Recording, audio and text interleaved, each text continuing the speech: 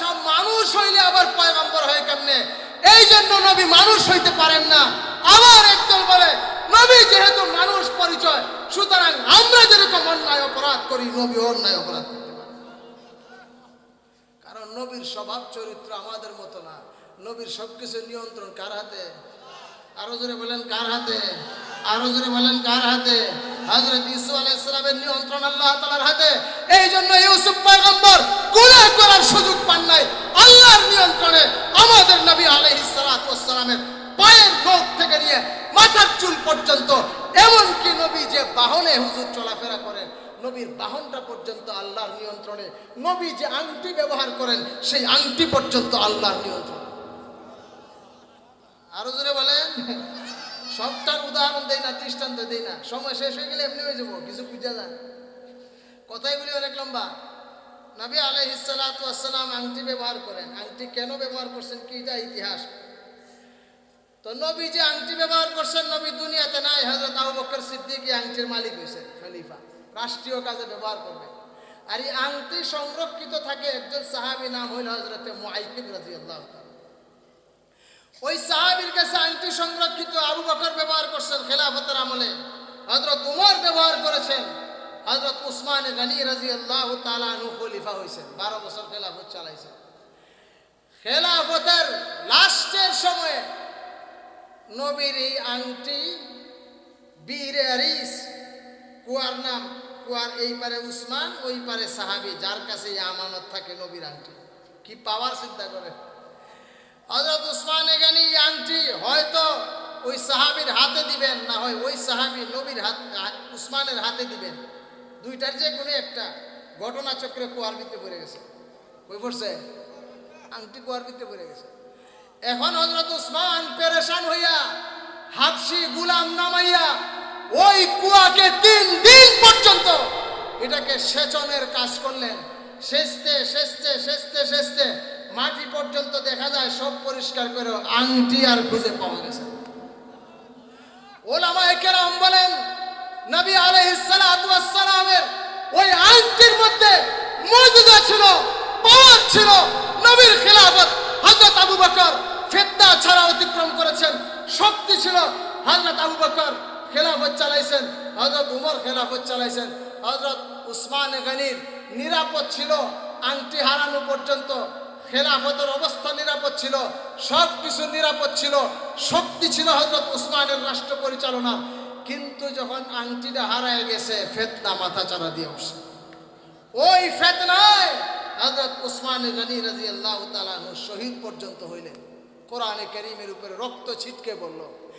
এরপর থেকে ইসলামের মধ্যে ফিতনার জন্ম হয়েছে। ওই ফিতনার দরজা আজ পর্যন্ত বন্ধ হয় নাই। নবীর পাওয়ার দেখছেন? আরো জোরে বলেন কার নিয়ন্ত্রণে?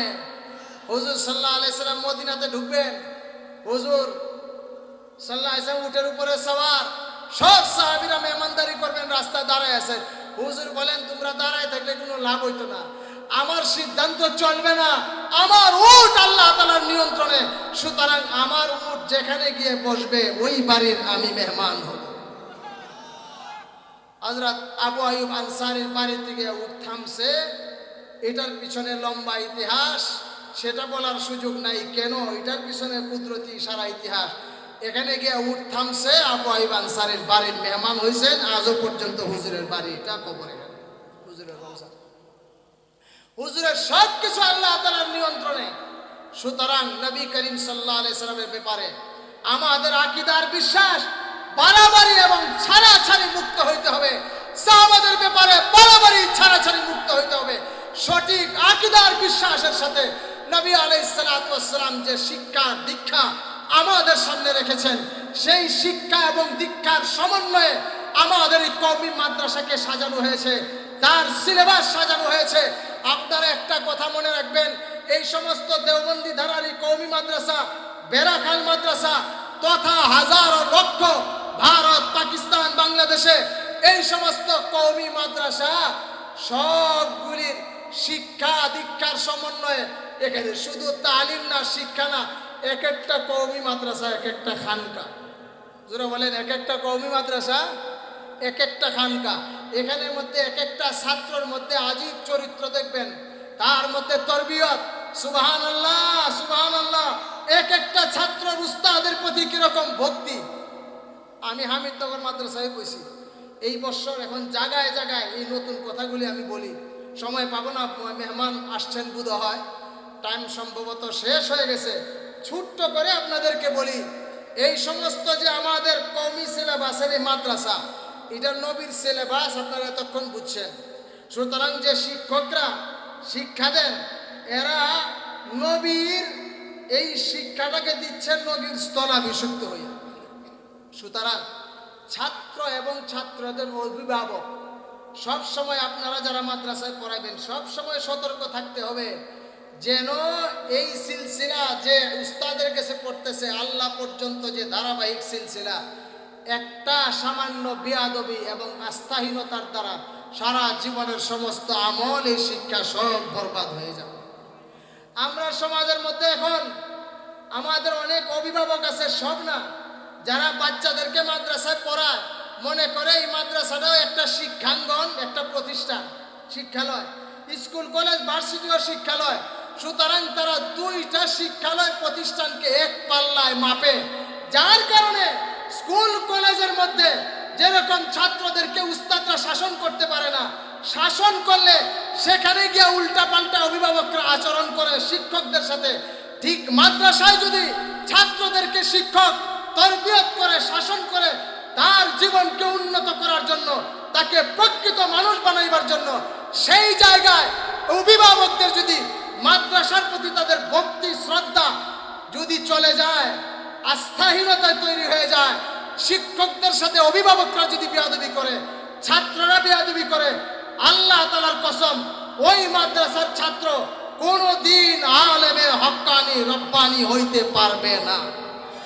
বরং এর উল্টাটা হবে, আলেম হবে দূরের কথা, বরং দুনিয়ার শ্রেষ্ঠ বড় জাহেল হবে, ভণ্ড হবে, কাদিয়ানি হবে, মুরতাদ হবে, নাস্তিক হবে।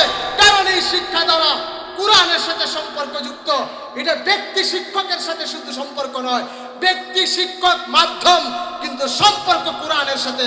শিক্ষকের সাথে বেয়াদবি, কোরআনের সাথে বেয়াদবির নামান্তর। এই জন্য আল্লাহ তাআলা সাহাবায়ে কেরামদেরকে শিক্ষা দিয়েছেন, নবী শিক্ষক, সাহাবারা ছাত্র। আল্লাহ তাআলা নবীর ছাত্র সাহাবাদেরকে সতর্ক করছেন, নবীর মাধ্যমে না। কারণ কোরআনে কিছু কিছু জায়গায় নবীর মাধ্যমে আল্লাহ দাওয়াত দিচ্ছেন, নবীকে বলছেন কুল কুল, হে নবী আপনি বলেন, কুল হে নবী আপনি বলেন। আর নবীর ছাত্রদেরকে আল্লাহ সরাসরি সম্বোধন করে শুধরায় দিয়েছেন। আল্লাহ তাআলা সাহাবীদেরকে তুমি তোমরা বললে সম্বোধন, যেরকম আমি আপনাদেরকে আপনারা বলতেছি, এর মানে কি সরাসরি আপনাদেরকে বলতেছি, সে তারা এরকম বলি নাই। তো সাহাবাদেরকে আল্লাহ তাআলা বলতেছেন লা তারফাউ আসওয়াতাকুম ফাওকা সাওতিন নবী ওয়ালা তাজহারু লাহু বিল কওলি কাজারি বাযিকুম লিবাযিন আন তাহবাতা আমালুকুম ওয়া আনতুম লা তাশউরুন। আল্লাহ পাক রব্বুল আলামিন বলেন লা তারফাউ আসওয়াতাকুম ফাওকা সাওতিন নবী, তোমাদের কণ্ঠ, তোমাদের কথার আওয়াজ সাবধান, নবীর আওয়াজের উপরে যেন উঁচু না হয়। নবীর দরবারে গিয়া তোমরা যেন শালীনতা বহির্ভূত, তোমাদের স্বাভাবিক শালীন আচরণের বহির্ভূত নবীর সাথে বেয়াদবিমূলক আচরণ করার একটা সিস্টেম পদ্ধতি হইল, নবীর সামনে গিয়া জোর আওয়াজে তোমরা কথা বলতে পারবা না। শুনে রাখো, যদি তোমরা এরকম নবীর সামনে গিয়া জোর আওয়াজে নবীর গলার আওয়াজের উপরে তোমাদের আওয়াজ চড়াইয়া কথা বলো, নবীর দরবারের বেয়াদব হইয়া নবীর দরবার থেকে তোমরা ফিরে আসবা, তোমরা বলতেও পারবা না, তোমাদের আমল বরবাদ হয়ে যাবে। তোমাদের নফল আমল, ফরজ আমল, তোমাদের হজ, তোমাদের জিহাদ, তোমাদের যাকাত, তোমাদের সমস্ত আমল বন্দেগী সব কিছু বরবাদ হবে, দুনিয়াও বরবাদ, আখিরাতও বরবাদ।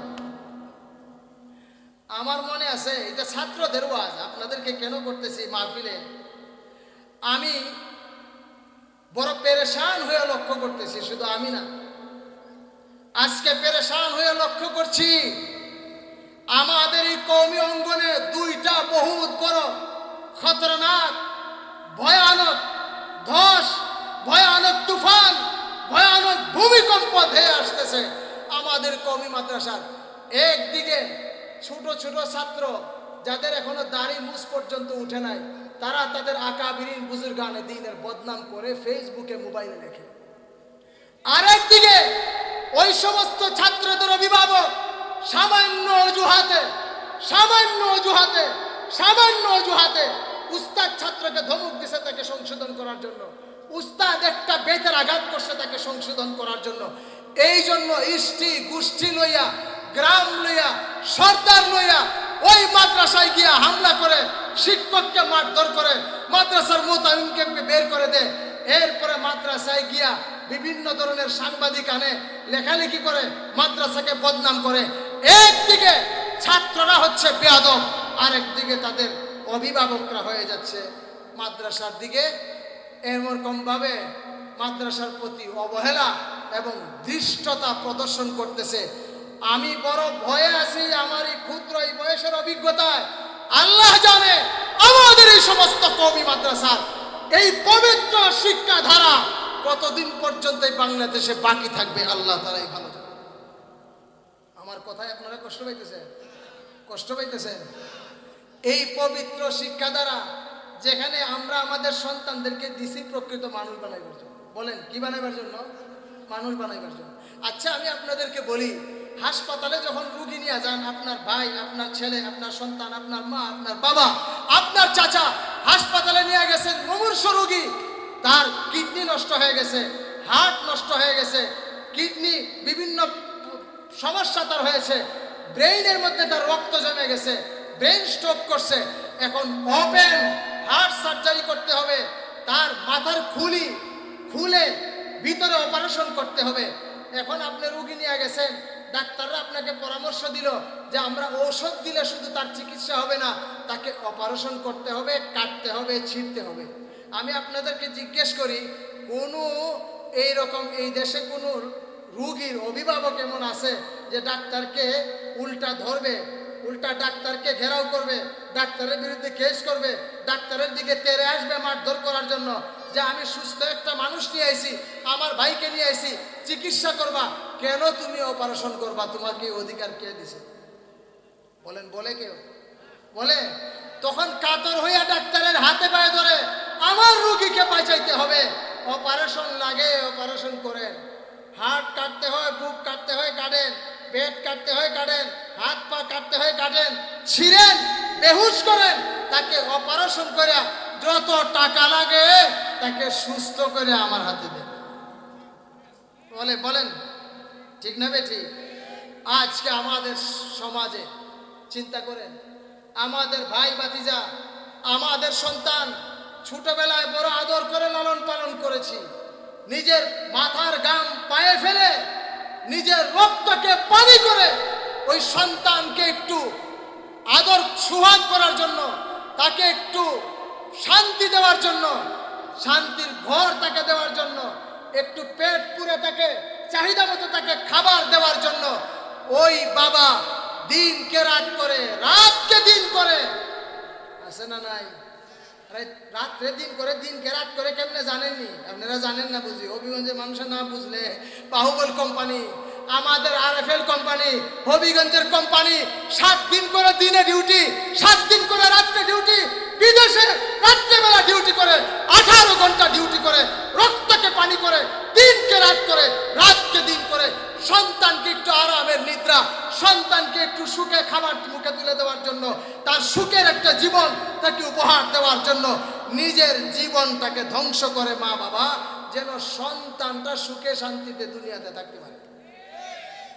আপনার এই সন্তান যে হারামে লিপ্ত হয়ে গেছে, ছোটবেলায় আস্তে আস্তে তরবিয়ত নাই, মাদ্রাসার শিক্ষা নাই, সঠিক দিন শিক্ষা নাই, ছেড়ে দিছেন আপনি সন্তানকে, কোথায় গেল খবরও নিলেন না, মেয়ে স্কুলে গেল, স্কুলে গিয়া প্রাইভেটে গেল, স্কুলে কি পড়তেছে, স্কুল ছুটি হওয়ার পরে গেল কোথায়, মার্কেটে গেল, বান্ধবীদের সাথে গেল, বন্ধুদের সাথে গেল, কোনো খবর নাই।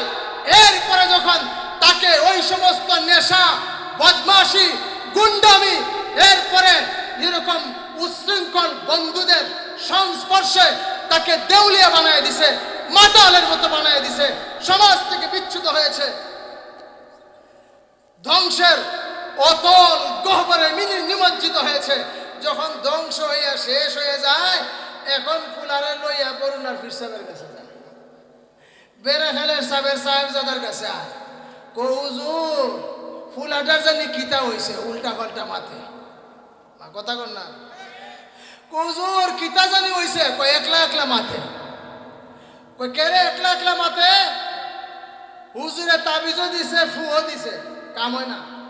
গেছে মানসিক ডাক্তারের কাছে, মানসিক ডাক্তারে তার পুরা রিপোর্ট শুনছে, রিপোর্ট টিপিট শুনে এরপরে কয় তার সব বক্তৃতা শুনছে, মা বাবার কাছ থেকে রিপোর্ট শুনে, এরকম বহু রিপোর্ট আমি নিজে পাইছি, দেখছি, এগুলি রিপোর্ট পত্র পত্রিকায় কলামে এগুলি আসে এখন, যে সে গেমে লিপ্ত হয়ে গেছে, গেম গেম গেম, কিতা গেম, কত জাতের গেম, আমি এগুলির নাম টাম জানি না, এত ফাংশন বুঝি না, এই সমস্ত গেমে লিপ্ত হয়ে গেছে, রাত্রি জাগরণ করে, এখন কি হয়ে গেছে, মাথা খারাপ হয়ে গেছে।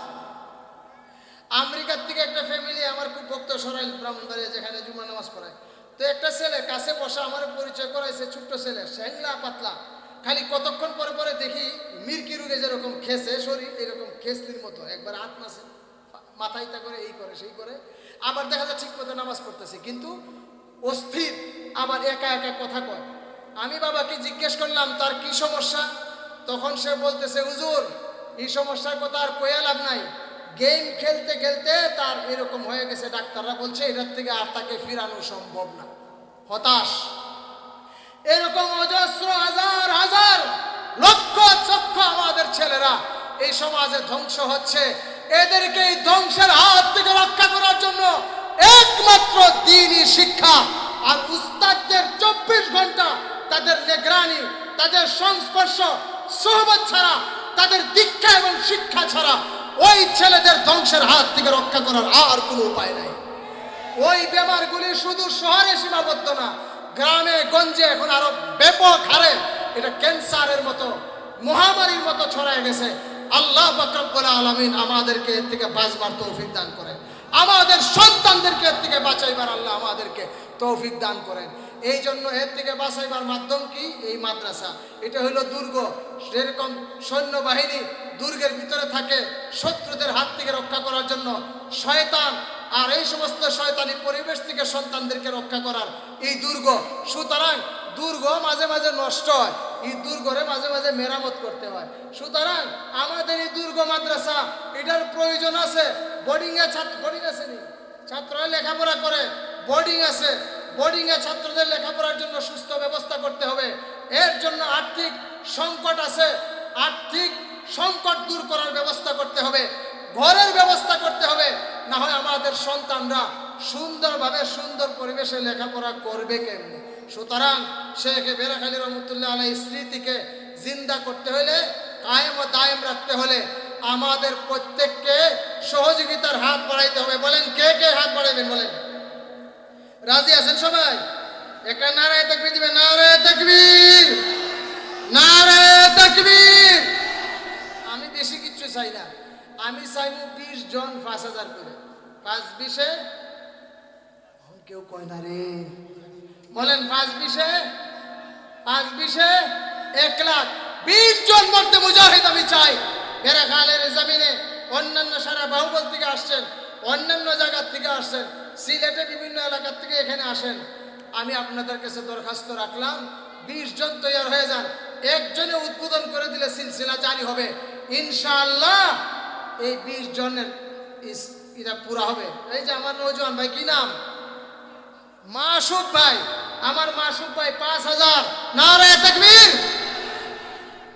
5000-এর অর্থ 10,000 নিষেধ না, 5000-এর অর্থ 20,000 নিষেধ না, 5000-এর অর্থ 50,000 নিষেধ না। এটা একটা পুটা করলাম। এখন যদি কেউ 10 দেয়, 20 দেয়, 50 দেয়, লাখ দেয়, কোনো নিষেধ নাই। আমি একজন ভাই, আমার মাসুক ভাই উদ্বোধন করে দিয়েছেন 1 নম্বরে 5000, এখন 2 কেটা সিরে এলো, তাড়াতাড়ি দেরি হতো না। আল্লাহ প্রত্যেকের দিলের দরজা যেন খুলে দেন, জুড়ে বলেন আমিন। মাশাআল্লাহ বলেন। আল্লাহ থামলে কিন্তু থামবে যাব, গাড়ি স্পিডও থাকতে থাকতে আবার স্টার্ট দেওয়া লাগে। হ্যাঁ। বলেন আর কি আছে?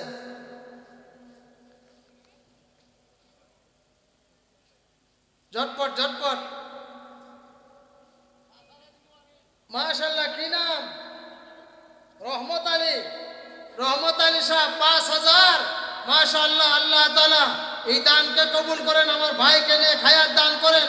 দানের খবর আল্লাহ তাআলা সোনার মদিনায় পৌঁছায় দেন। এই দানের বদৌলতে জিন্দা মুর্দা সবই আল্লাহ তাআলা মাফ করেন। মাশাআল্লাহ, মসজিদের মুতাওয়াল্লি সাহেব আগামী শুক্রবারে ১০,০০০। নারায়ে তাকবীর। সিলেট মাসিমপুর। মাশাআল্লাহ।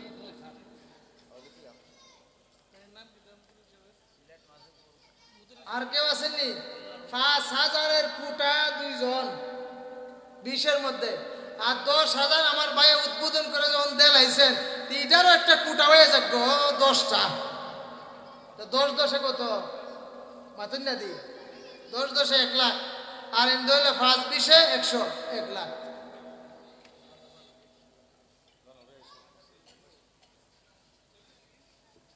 জয়নাল মেম্বার সাহেব মা বাবার জন্য ১,০০০ টাকা আল্লাহ তাআলা কবুল আর মঞ্জুর করেন। ১,০০০ ২,০০০ আইব, কিন্তু ৫,০০০ মিস নাই। এটা পুরা হইতো ২০-এর ঘর পুরা হওয়া লাগবে। আল্লাহ তাআলা যেন প্রত্যেকের দিলকে তৈয়ার করে দেন। বলেন আমিন। মাটি নরম না হইলে বীজ ফুটে না, গাছও উঠে না। দিল তো নরম হওয়া লাগবে। আল্লাহ তাআলা যেন প্রত্যেকের দিলকে নরম করে দেন। বলেন আর কে আছে? ২ জন। ২০ জনের মধ্যে ২ জন আমার মাসুক ভাই রহমত আলী সাহেব, ২ জনে ৫,০০০ ৫,০০০ লেখাইছেন। আল্লাহ তাআলা কবুল আর মঞ্জুর করেন। জুড়ে বলেন আমিন। এই মাদ্রাসাকে আল্লাহ তাআলা দিন দিন তরক্কি এনায়েত করেন। জুড়ে বলেন আমিন। বলেন আর কোন ভাই আছে? বহুত বড় বড় উলামা মাশায়েখ এখানে আসবেন।